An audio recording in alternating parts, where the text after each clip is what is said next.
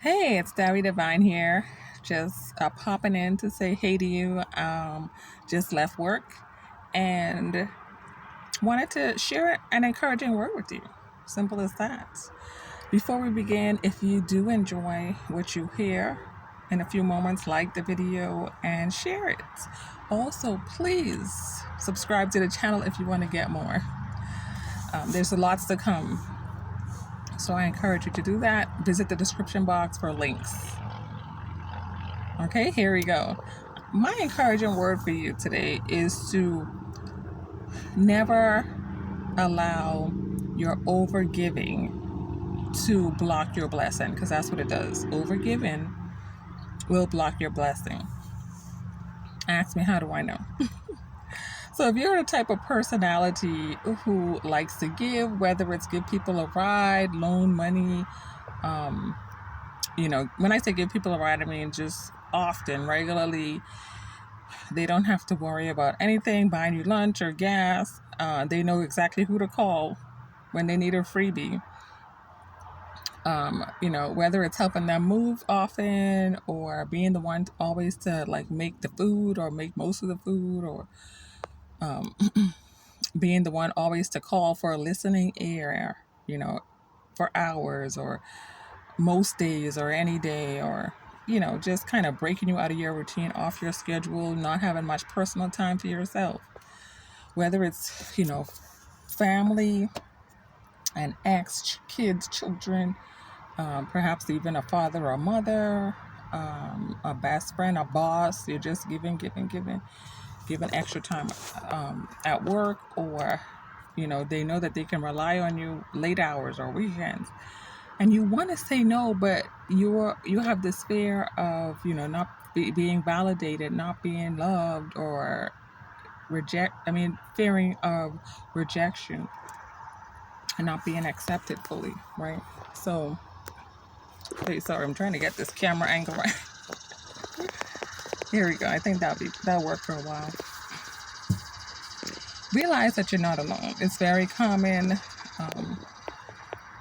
particularly I would say among women, but I know men have the issue sometimes too. But realize the day is going to come, if it hasn't come already, like it did for me, where you just couldn't, you won't be able to do it anymore. You can't do it. You feel exhausted. You feel confused, unseen, just feeling misunderstood, not in the mood to help, to give, because you have depleted your cup. All right? You have depleted your tank. You're on E. Sometimes, or some of you may even be on the verge of panic attacks and other anxiety-driven symptoms.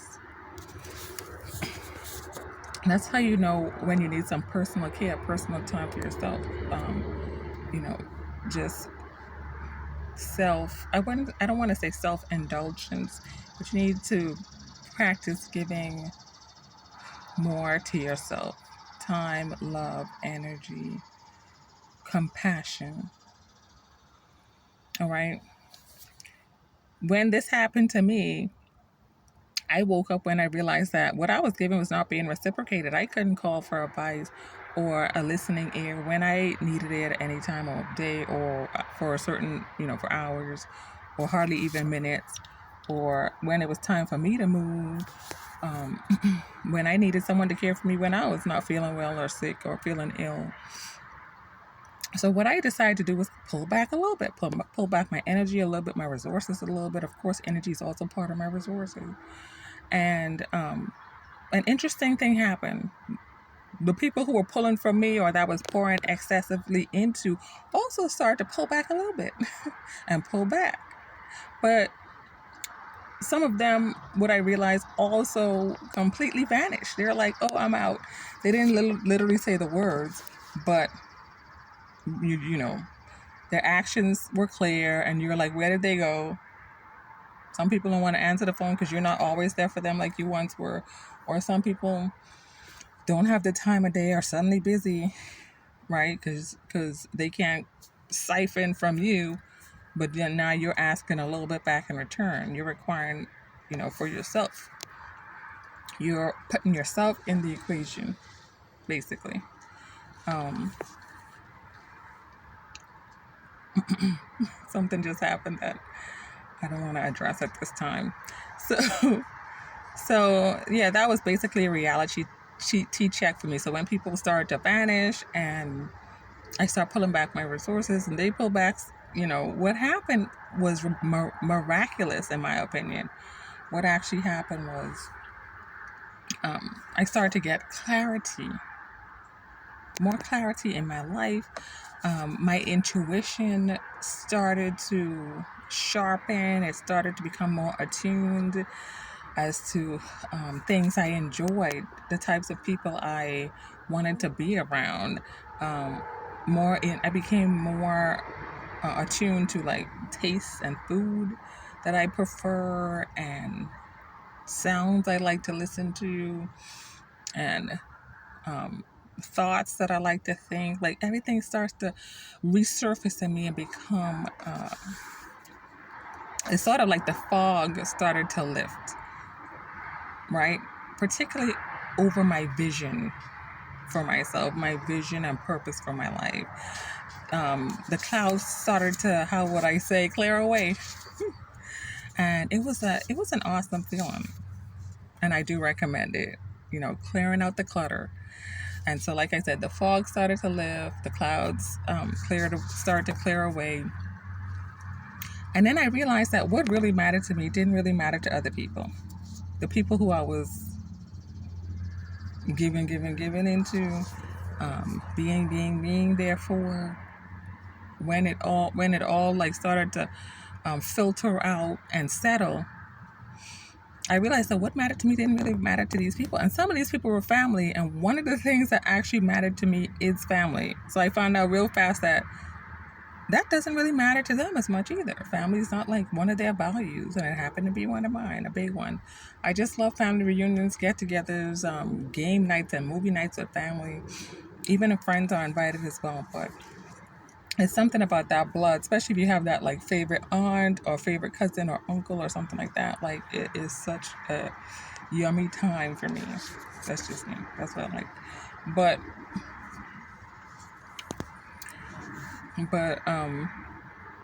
yeah, family mattered to me. I had other values that I realized that they did not care about. They didn't want to talk about it. They didn't want to hear about it. I'm like, okay, glad I learned that. And I realized also that these people were who I was relying on as an excuse to not pursue or to do what I need to do to shy away from what I needed to focus on, what my hobbies, my goals, my ambitions, passions. Okay, things that brought me joy, things that put me in like a flow state. I was avoiding them because I was putting so much energy into giving. I mean, like these people. I'm not saying that I still don't have some of those people in my life, and I'm still not being a good friend or a daughter or something like that, or sister, or even a coach, employee, whatever it is. Yes, I still have many of these people in my life. Some, like I said, vanish, but I still give, but just not as much. I just give just the right amount that I'm comfortable, I'm satisfied, I don't feel depleted. Um, I feel respected. I validate myself. But it is a process. It takes time. It doesn't happen overnight. For some people, it may take years. It may take months. For others, weeks. So don't be harsh on yourself. Okay, be gentle on yourself. Realize that we're all different. We're not the same. Okay. But for me, I'd say it took a while. It definitely took more than months, perhaps more than a year. All right, to come to that particular point where I was of clarity. Clarity also brings you to this aha moment. So I experienced an aha moment even after the fog lifted, my intuition sharpened, and I got clarity on what I enjoyed, And like I said, my senses improved greatly. I started to say to myself, I'm all I have. At the end of the day, I'm all I have. And I started to repeat this mantra, but I started really small at first and it started getting bigger and bigger and bigger. So how I started saying it was, I'm all I have. That's interesting realization. And then I started to say, I'm all I have. Sorry. And then later on, I began to say, I'm all I have? Right? Like, wait a minute, this is reality here. And eventually it turned into, I am all I have. Okay? And that's when it really hit home, like reality check. But it was awesome because, hey, when I realized that moment, I'm all I have, at the end of the day, I'm not saying that, we don't need people. We always going to need people in this life to make it, to live. We always going to need people. And as humans, we're social creatures. We even introverts, we have to get out there, socialize, even if you just need 24 hours to yourself, 48 hours to yourself, more time to yourself. Eventually, you're going to have to get. You're going to want to mingle. You're going to want to smell air and see other people to acknowledge that, yes, you exist. The world is still here. And, breathe in the fresh oxygen from the trees and the air. And, depending on where you live, what's your community, what's your environment. And maybe you have a pet that keeps you grounded, or some type of spiritual practice or meditative practice or diet, right, that keeps you balanced and detoxed and feeling great, feeling energized. That's great. That's a great feeling. Keeping your mind open. Well, not too open. I'm not talking about psychedelics or nothing like that here, or some kind of like mind altering drugs, but oh, excuse me. Some of you may know I'm getting over my cough. I'm still taking medication for it. I went to my primary about it, and I'm feeling better. Got more energy since I started my medication a couple of days ago, and so hopefully by the end of the week I'm good. All keep me in your thoughts and prayers. I'll be greatly appreciated. But yeah, so when I had that aha moment about, yes, I'm all I have, that's when I began to experience freedom, mental freedom. It gave me like a clean slate to start over, to rebuild, to head in a new direction of my life, of my thoughts, of, what actually is it that moves me, that inspires me, that motivates me, that I want to aspire to. It helped me to identify my tribe. It helped me to realize who are contributors in my life versus consumers in my life. It helped me to stop wasting time and pouring into other people who didn't even appreciate it or saw the value of my time, my voice, my essence, my presence, okay, my existence even. But you have to realize that when you get to this point, it can be saddening. It can also be quite satisfying. Here's why. Because when it's saddening, because you finally realize who to avoid and who's going to avoid you, who you're going to repel. Okay. Also, it's satisfying because it gives you the opportunity to create now what you really desire, what really motivates you. That's part of why, right? I am Davvy Divine, because I see myself as a creator, a diviner. Okay, someone who inputs and pours into others what I gain, so that they can have something to manipulate, to start from, to spawn from, or to spin from and create. All right. Um, so, hey, you may also be a diviner. You're on this channel. If you're subscribed, awesome. I greatly appreciate it. Thank you. Yeah, so you might also be a diviner as well. But